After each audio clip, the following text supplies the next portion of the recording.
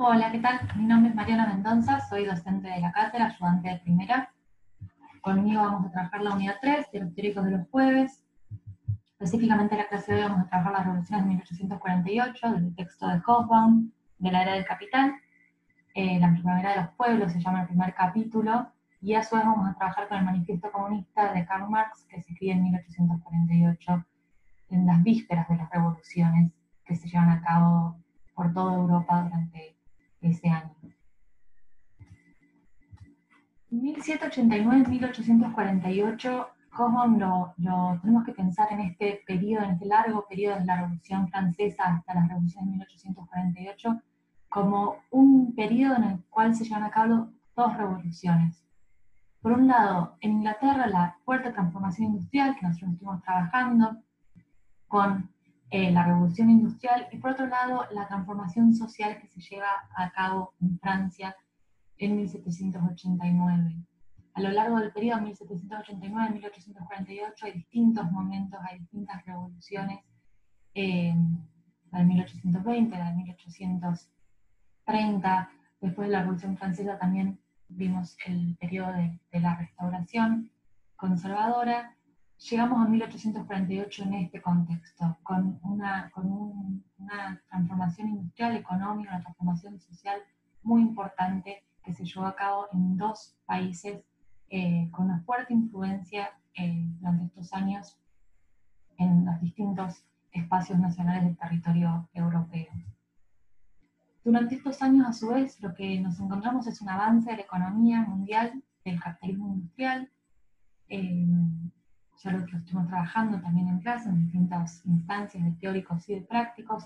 Hay también un avance del orden social que representa esa expansión económica, digo, de la mano de las transformaciones del capitalismo industrial, se van llevando a cabo transformaciones en el orden social en distintos momentos, con distintas periodizaciones y con distintas frecuencias, pero empezamos a encontrar durante este periodo fuertes transformaciones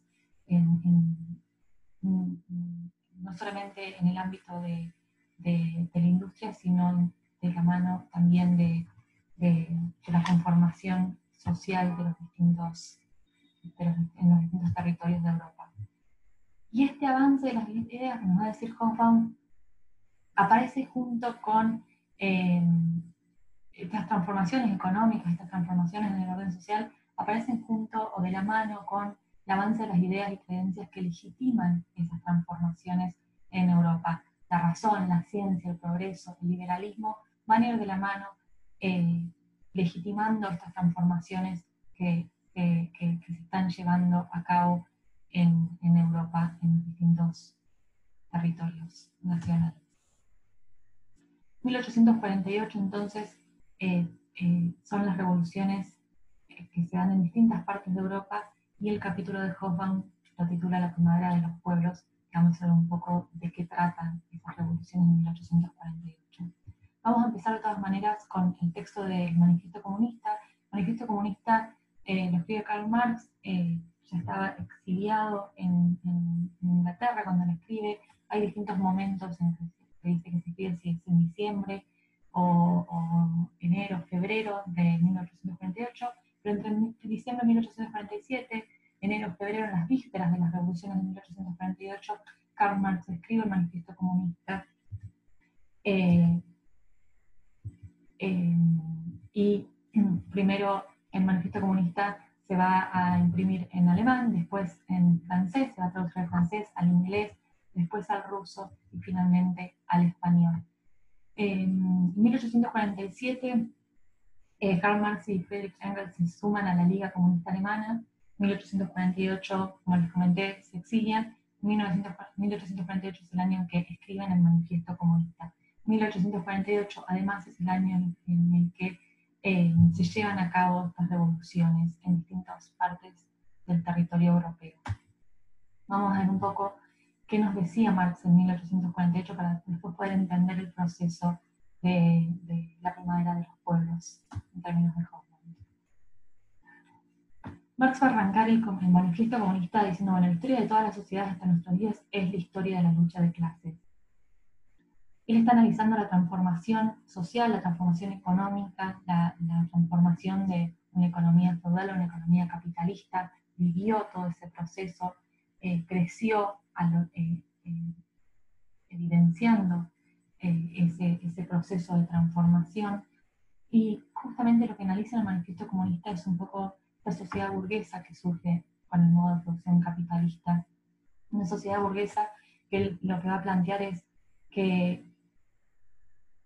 se conformó a través de un largo proceso de desarrollo que involucró una serie de revoluciones en el modo de producción. Y esas revoluciones en el modo de producción es lo que va a traer, a su vez, transformaciones en las relaciones sociales. Y eso es lo que va a estar mirando Marx en el manifiesto comunista. En esta sociedad burguesa lo que dice Marx es, no es que no hay lucha de clases o no hubo lucha de clases, hubo lucha de clases a lo largo de toda la historia, y de hecho la historia de nuestras sociedades es la historia de la lucha de clases. Lo que hace la sociedad burguesa es una simplificación de esas contradicciones de clase. Y lo que va a ir apareciendo más nítidamente es la conformación de dos clases sociales, la burguesía por una parte y el proletariado por el otro. Y esta simplificación de las contradicciones de clase van de la mano justamente con estos procesos de desarrollo de distintas revoluciones en los modos de producción que van a ir transformando sobre las relaciones sociales. Y en ese sentido Marx va a decir que la burguesía es una clase social revolucionaria. Pero plantea en términos justamente que no puede existir sino esa condición de revolucionar permanentemente el modo de producción capitalista. Y esa revolución del modo de producción capitalista es lo que va a generar a su vez transformaciones en las relaciones sociales. Y esas transformaciones en las relaciones sociales es lo que va a ir dando lugar a esta simplificación de estas contradicciones de clase entre burguesía y proletariado. Porque en este afán por revolucionar permanentemente los medios, el modo de producción capitalista, viene de mano con la explotación del mercado mundial, le quita la base nacional a la industria, la necesidad por avanzar, por explotar el mercado mundial, no solamente el mercado nacional, aparecen nuevas necesidades de producción, nuevas necesidades de consumo, y consecuentemente también aparecen nuevas producciones materiales e intelectuales. Otra característica es el rápido perfeccionamiento de los medios de producción. A medida que avanzan los medios de producción, nosotros lo vimos ya en la unidad 2, lo trabajamos un poco con las transformaciones en Francia, lo vimos con las transformaciones con la revolución industrial también. Pero este rápido perfeccionamiento de los medios de producción lo que está haciendo a su vez es transformar al obrero, transformar al artesano en obrero y transforma permanentemente a ese obrero. Y en esta condición de perfeccionamiento de los medios de producción es donde aparece esta característica tan particular que tiene la burguesía con que es su característica de ser revolucionaria, de una clase revolucionaria. El sometimiento del campo a la ciudad también va de la mano con este avance de las revoluciones del modo de producción. Y también lo que dice Marx es creó las fuerzas productivas más abundantes y más grandiosas que todas las generaciones pasadas. Tiene una particularidad esta sociedad burguesa que revoluciona permanentemente los modos de producción y aumenta consecuentemente las riquezas, perfecciona los medios de producción, avanza sobre territorio, avanza en este modo de producción capitalista. Y en este avanzar permanentemente es donde Marx encuentra la característica revolucionaria de la burguesía. Pero de nuevo, revolucionario porque no puede existir, su condición de existencia está basada en esta revolución de los modos de producción. Y los modos de producción es lo que hace que, a su vez, transformen las relaciones sociales. Y esas relaciones sociales que se transforman es lo que simplifica estas contradicciones de clases, estas contradicciones de la lucha de clases que forma parte de la historia de todas las sociedades hasta nuestros días, pero que en esta instancia, en el modo de producción capitalista, lo que aparece es una clara simplificación entre burguesía y proletariado. Se dividen, aparecen estas dos clases, se van a ir delineando estas dos clases fuertemente marcadas a lo largo de los años. Ahora bien, esta característica revolucionaria que tiene la burguesía, revolucionar los modos de producción y consecuentemente revolucionar las relaciones sociales, Marx va a decir, las armas que se sirvió la burguesía para derribar el feudalismo se vuelven ahora en contra de la propia burguesía. No ha forjado solamente las armas que deben darle muerte, ha producido también los hombres que empuñarán esas armas, los obreros modernos, los proletariados.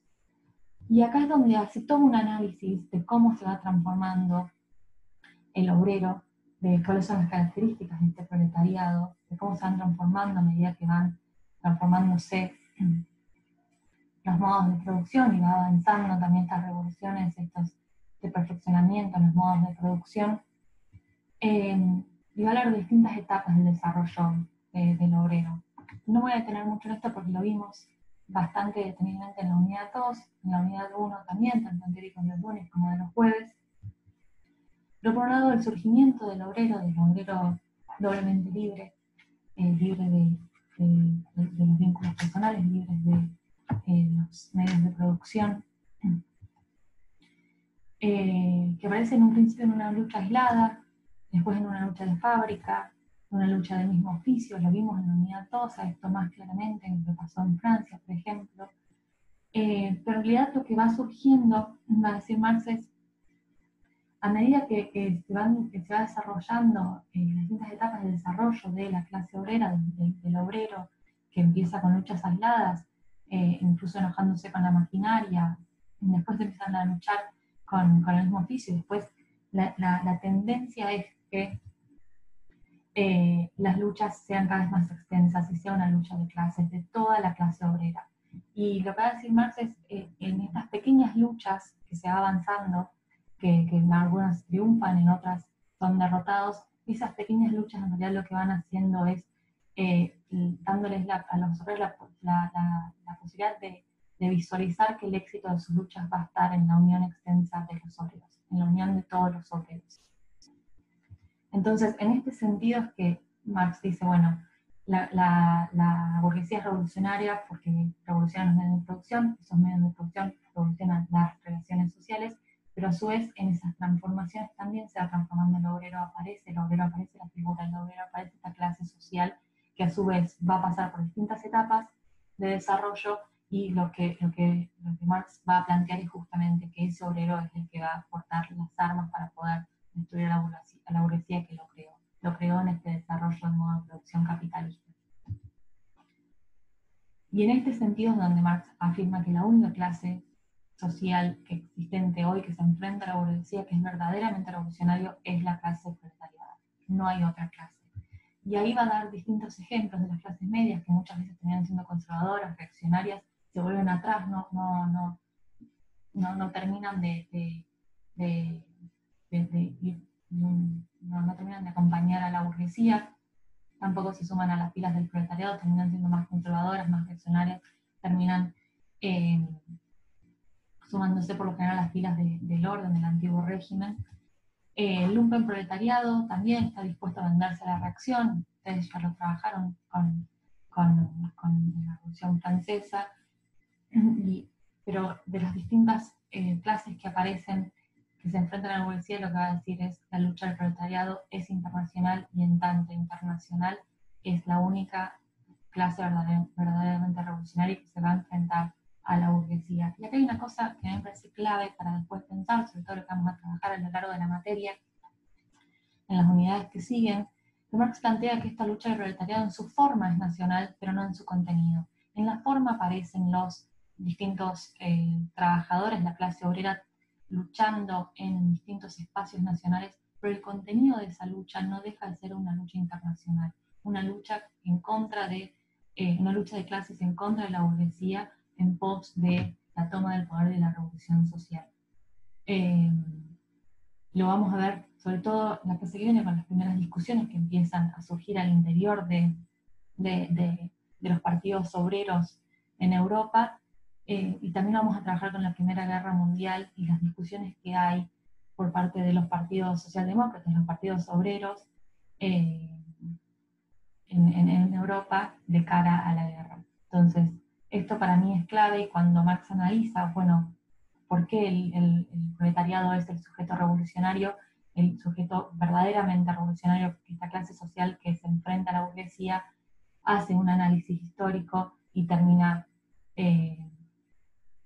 explicando justamente la lucha del proletariado pasa a ser una lucha internacional porque es una lucha que incluye a todos los trabajadores, no a los determinados estados, no a los determinados en rama de la producción, sino a toda la clase trabajadora en contra de la burguesía.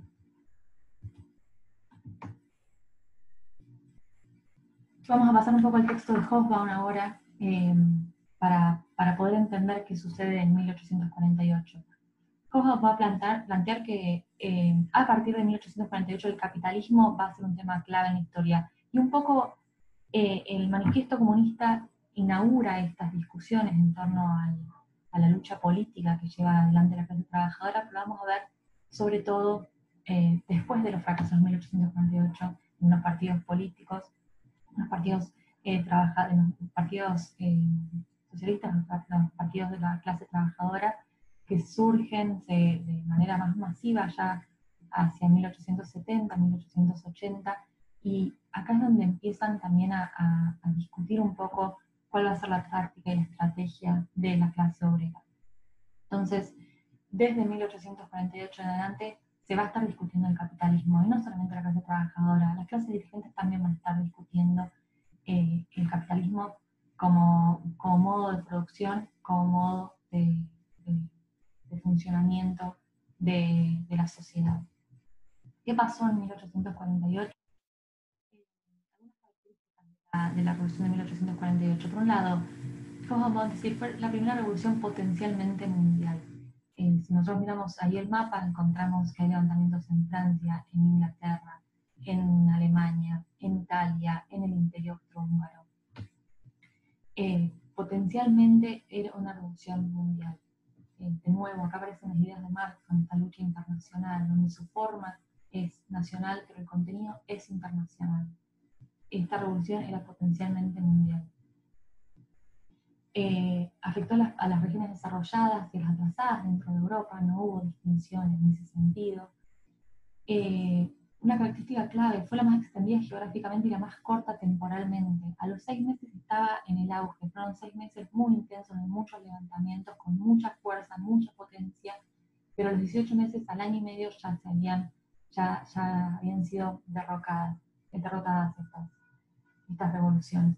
Entonces tiene estas dos cosas, fue amplísima, fue mucha fuerza, potencialmente mundial, pero fue muy corto en tiempo, duró 18 meses, con 6 meses de mucho levantamiento y al año y medio ya habían desaparecido. Una característica que va a mencionar Hobsbawm para poder entender también el fracaso y la falta de fuerza de estas revoluciones, que el plantea que fueron revoluciones sociales de trabajadores pobres. Ya vamos a ver qué significa esto. Y por otra parte, lo que plantea es que técnicamente fue la última revolución europea. También lo vamos a trabajar un poco más en detalle. Hobsbawm va a decir, bueno, 1848, ¿por qué fracasó? ¿Por qué al año y medio terminó? ¿Por qué al año y medio fracasó y ya no había más levantamientos en distintas partes? Y lo que él dice es que terminó siendo una confrontación entre el orden y la revolución social, y no entre los viejos regímenes y las fuerzas del progreso. Que un poco esta idea de esta confrontación entre los viejos regímenes y las fuerzas del progreso, de alguna manera la personifican o la encaran la burguesía justamente, pero en esta instancia terminó siendo un enfrentamiento entre el orden y la revolución social. Y la burguesía optó por el orden antes que la revolución social. ¿Y por qué optó por el orden y no por la revolución social? Por un lado, la burguesía parece acá ya empieza a deja de tener fuerza revolucionaria en términos políticos. Empieza la revolución social, pasa a ser un peligro para la burguesía en estos años. Ya se empieza a enfrentar con que en realidad la fuerza que tenía la clase obrera, o los trabajadores pobres de los que habla Hobsbawm, eran un peligro. La revolución social se les aparece como un peligro a la burguesía durante estos años, y además se dan cuenta que pueden llegar a conseguir sus demandas por otros medios. No hace falta una revolución y podrían llegar a canalizar esas demandas por otros medios. Lo que sí tiene de particular estas revoluciones vamos a decir los socialistas, pero más que nada los comunistas, la particular también es que se colocaron a la vanguardia desde el principio en estas revoluciones de 1848. Pero termina concluyendo esto, fracasó por esto. En realidad la burguesía termina perdiendo fuerza y termina inclinándose por el orden más que por la revolución social, porque la revolución social pasa a ser peligrosa en estos años.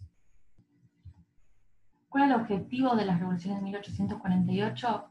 Hobsbawm va a plantear que en realidad lo que se buscaron era república social y democrática. Y en el sentido de república social y democrática había demandas económicas y políticas. De nuevo, esta idea de las dos grandes transformaciones que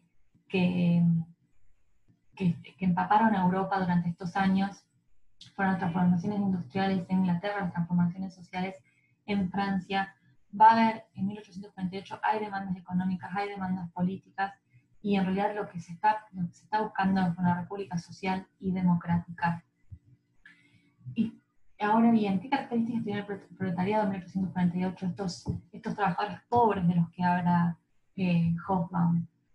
Y esta idea de los trabajadores pobres, lo que voy a decir es, el hambre los llevó con muchísima fuerza a los levantamientos, a levantarse en estas revueltas, en estas revoluciones, en estos actos revolucionarios, pero sin embargo era una fuerza social joven e inmadura, carente de organización, que apenas tenía conciencia de clase. Vimos un poco ya las discusiones en la unidad 2 también, esta idea de en qué momento se conforma la clase obrera, en qué momento se puede hablar de conciencia de clase, y si bien para poder entender todo el periodo de 1848 tenemos que pensar en 1789 hasta 1848, Hobsbawm va a plantear que en 1848 apenas tenían conciencia de clase y todavía faltaba una organización política, y eso los convertía en una fuerza social joven e inmadura. El potencial revolucionario de todas maneras estaba intacto. De hecho, lo que va a decir Hobsbawm es no hubo tanto potencial revolucionario, puede haber sido el potencial revolucionario que después no se vio en otras partes a lo largo de la historia. Pero el problema fue ese, eran trabajadores pobres y no había una organización política, y había una carencia de conciencia de clase también durante estos años. 1848 deberían haber sido revoluciones burguesas. La burguesía se apartó en este temor a la revolución social, en este peligro que se aparece por la revolución social. Y también lo que plantea Hobsbawm es, bueno, esto por un lado, porque en realidad la burguesía termina inclinándose por el orden, no avanza hacia el lado, por el camino de la revolución social. Y por el otro lado, esta idea de las luchas nacionales, esto que plantea Marx, las formas nacional, pero el contenido es internacional. Hobsbawm va a decir, bueno, estas luchas fueron nacionales, se produjeron aisladamente, y eso hizo que no tuvieran la fuerza suficiente para poder impedir o incluso contener la fuerza militar de los antiguos regímenes. Entonces aparecen las dos cuestiones. Por un lado, deberían haber sido revoluciones burguesas, no lo fueron, y a su vez las luchas nacionales no tuvieron la fuerza como para poder avanzar. Y no tuvieron la fuerza para poder avanzar por las características que tenía el proletariado o estos trabajadores pobres que se levantaron en 1848 tuvieron en esos años, por la falta de una organización política. ¿Cuáles fueron las consecuencias de 1848? Hobsbawm va a decir, bueno, los defensores del orden social tuvieron que aprender la política del pueblo. ¿Qué significa esto? El potencial político, la fuerza revolucionaria que tienen estos trabajadores que se levantan en 1848 es enorme, el potencial es enorme. Pero bueno, se encontraron con un techo que hizo que el año y medio perdieran fuerza y desaparecieran. Pero esto cambió la política, la forma de ver la política y el contexto social en el que se va a desarrollar la vida política después de 1848 en adelante. Lo vamos a trabajar en clase, en la unidad 3, 4, ya en la unidad 4 lo vamos a trabajar, de la parte 1 de la materia, con todo el proceso de democratización y los nacionalismos y la importancia que empiezan a tomar los procesos de democracia, la participación activa de los partidos de masa también, después de 1848, hacia 1870 aproximadamente. Bismarck en Alemania va a ser uno de los que entiende esta política, lo pone a prueba, esta política. Lo vamos a trabajar más en detalle cuando hagamos las características que tiene Alemania ya para 1870, 1871, con la unificación de Alemania. Y por otro lado, en la política que lleva adelante Luis Napoleón en Francia, después de la Revolución de 1848 también, van a ser dos figuras claves que van a poner en práctica acciones que van de la mano con estas transformaciones sociales que se van a implementar a partir de 1848. Esta idea de la política del pueblo en realidad tiene que ver con tratar de dar respuesta a esas revueltas, tratando de evitar esa revolución social que había puesto, que de pronto apareció como un peligro para la burguesía. Entonces, esas van a ser las dos consecuencias. Y otra cuestión, que acá lo cito, digamos, a Hobsbawm, lo más que pudo lograrse fue una república burguesa que puso de manifiesto la verdadera naturaleza de la lucha futura que existiría entre la burguesía y el proletariado, y uniría a su vez al resto de la clase media con los trabajadores, a medida que su posición fuera más insostenible y su antagonismo con la burguesía se hiciera más agudo.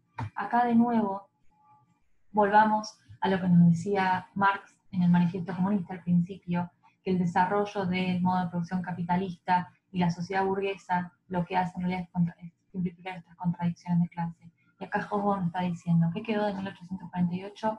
Bueno, en realidad puso de manifiesto esta lucha futura entre burguesía y proletariado, y estas clases medias que a la larga se van a terminar tirando para el lado del proletariado en el momento en que empiezan a enfrentarse con ese antagonismo con la burguesía.